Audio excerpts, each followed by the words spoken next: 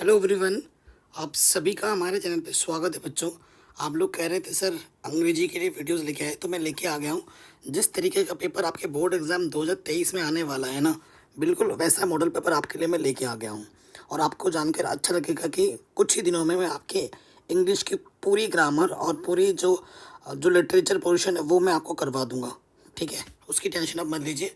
अब वो भी वीडियो आने शुरू हो जाएंगे। ठीक है, और इन सब की जो पीडीएफ वगैरह है आप mathematics.analysis.in पे जाकर देख सकते हैं। ठीक है, तो स्टार्ट करते हैं बच्चों। जो पेपर आपका होता है 3 घंटे 15 मिनट का होता है, और पेपर का जो नंबर होगा वो 70 नंबर का पेपर है। ठीक है, पहले के जो 15 मिनट होते हैं वो आपको इसलिए दिए जाते हैं ताकि आप क्वेश्चन पेपर को अच्छे से रीड कर पाओ। ठीक है, तो एक्चुअली इंग्लिश का पेपर बहुत आसान होता है। अगर आप थोड़ा सा भी एफर्ट लगाओगे ना तो बहुत अच्छे नंबर ला सकते हो। बस कैसे करना होता है वो मैं बहुत जल्द बता दूंगा, उस पर एक अलग से वीडियो बनाऊंगा। ठीक है, तो सबसे पहला सेक्शन जो है बच्चों रीडिंग, ये तो आपको फ्री फंड का नंबर देके जाता है। बस आप अच्छे से रीड करो, और ये जो क्वेश्चन देता है ना, इसके आंसर्स को अच्छे से प्रेजेंट करना होता है।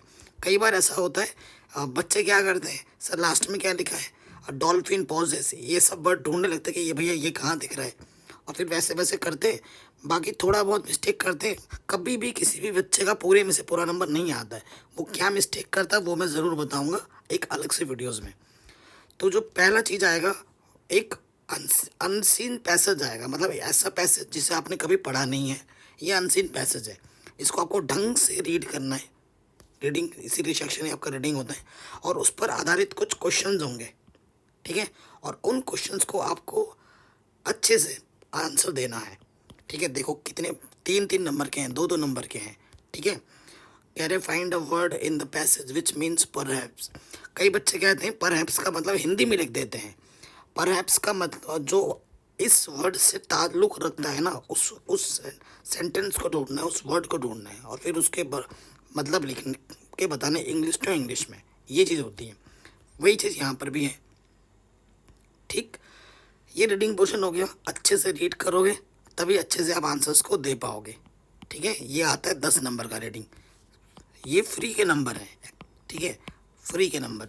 उसके बाद आता है राइटिंग पोर्शन। राइटिंग पोर्शन सबसे ज़्यादा इंपॉर्टेंट है। राइटिंग में क्या है, जैसे यहाँ क्वेश्चन आ गया, write a letter to your friend to invite him on your birthday party. अपने दोस्त को, ठीक है, लेटर 2 टाइप के होते हैं, फॉर्मल इनफॉर्मल।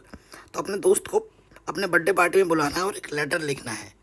ठीक, फिर राइट एन एप्लीकेशन। अब इसमें एप्लीकेशन की बात हो रही है। Your principal for issuing transfer certificate. आपको किसी दूसरे स्कूल में एडमिशन लेना है और आपको सीटी चाहिए, ट्रांसफ़र टीसी चाहिए, ट्रांसफ़र सर्टिफिकेट चाहिए। तो उसके लिए आपको लेटर लिखना है।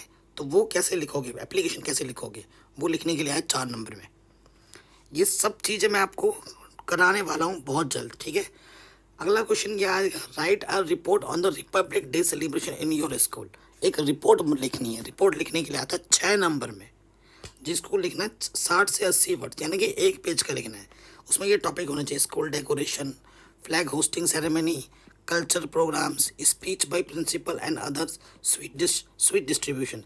ये टॉपिक भी आपको दे दिया गया है और आसान हो गया बल्कि। और इन टॉपिक्स पे 2 2 लाइन लिख दो, आपके 2 2 लाइन 3 3 लाइन लिख दो, आपका 60 से 80 वर्ड्स आराम से बन जाएगा। या फिर आपको क्या बोला है, राइट एन आर्टिकल। आर्टिकल लिखने के लिए आएगा।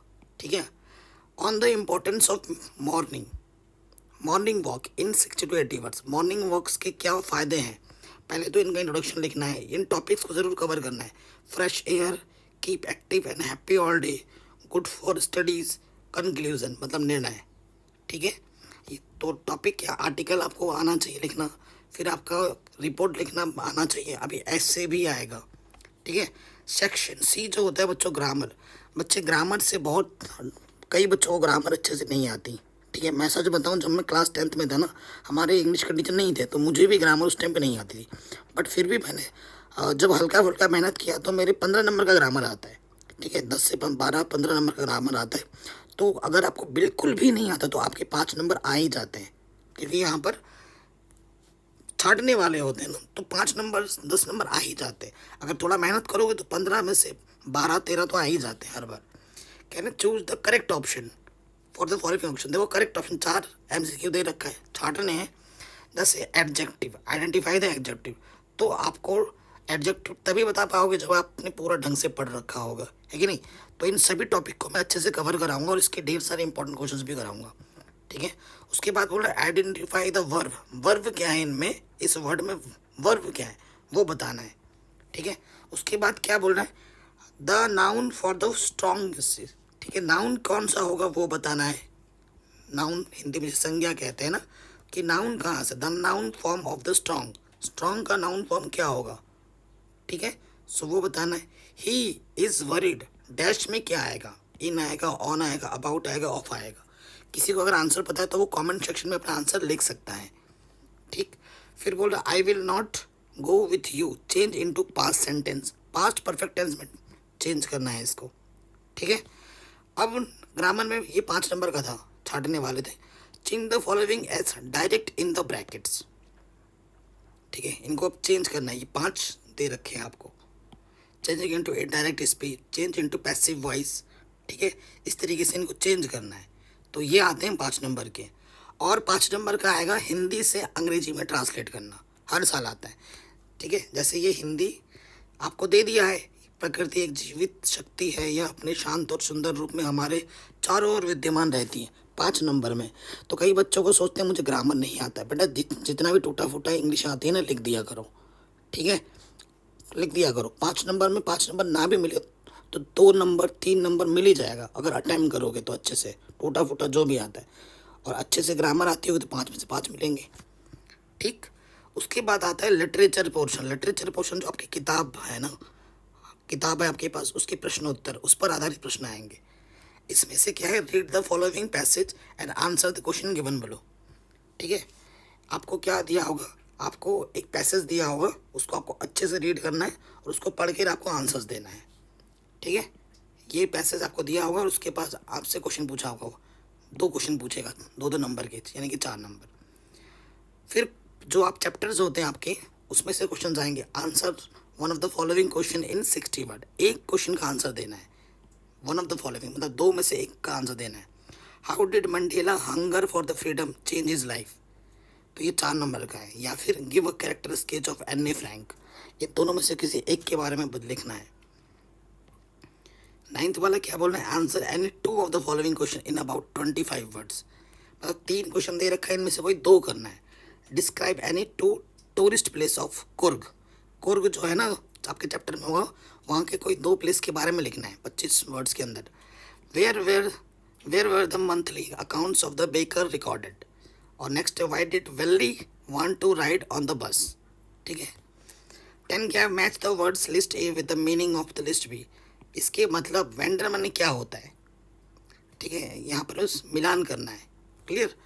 फिर है read the following extract and answer the question given below, ये आपके पोएम में से है, ठीक है, पोएम को पढ़ना है। और फिर पूछा where was the poet standing, ठीक है, डस्ट ऑफ स्नो चैप्टर में से ये लिया गया है। Poet on the rhyming words in the stanza, ठीक है, point of the rhyming, rhyming क्या होता है, जैसे ये स्नो है और ये क्रो है तो ये राइम कर रहा है, ठीक है ना, लास्ट में एक जैसा फील हो रहा है, उसे राइमिंग कहते हैं। तो वो आपको लिखना था 2 नंबर में। तो ये देखिए स्नो, क्रो, ये राइमिंग वर्ड्स हैं, ठीक है। नेक्स्ट क्वेश्चन क्या बोल रहा है, question number 12, right the central idea of the one of the following poems, जो पार्ट होता है ना, पार्ट का मतलब वो पोएम किस चीज़ पर बेस्ड है उसके बारे में लिखना होता है। आंसर आपको इंग्लिश में ही लिखना है।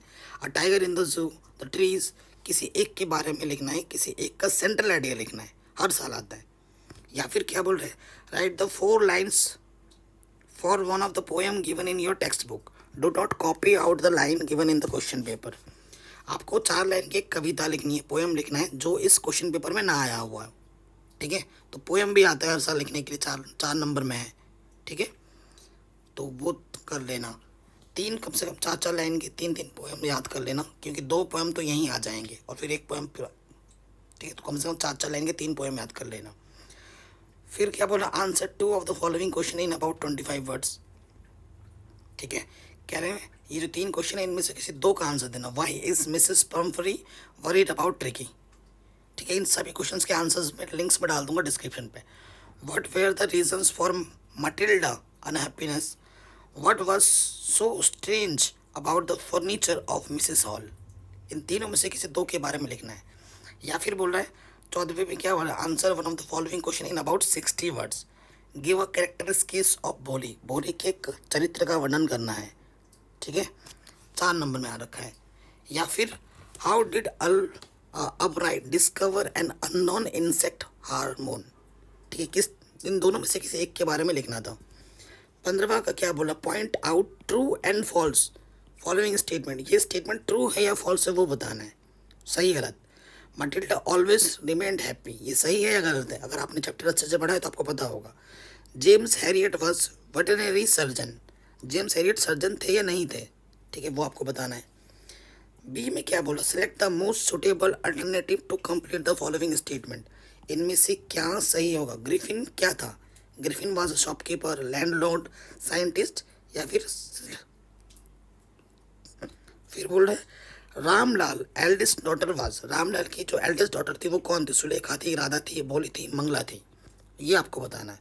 तो इस तरीके से आपके क्वेश्चन पेपर आएंगे और इस तरीके से आपका पेपर आने वाला है। तो आपको आइडिया लग गया होगा कि कैसा पेपर आएगा। और देखो बच्चों, मेन चीज़ है आपका किताब और आपका राइटिंग सेशन। ठीक है, अगर ये अच्छे से हो जाता है तो हो जाता है। उसके बाद थोड़ी बहुत मेहनत अगर हम ग्रामर में कर लेंगे तो हो जाता है।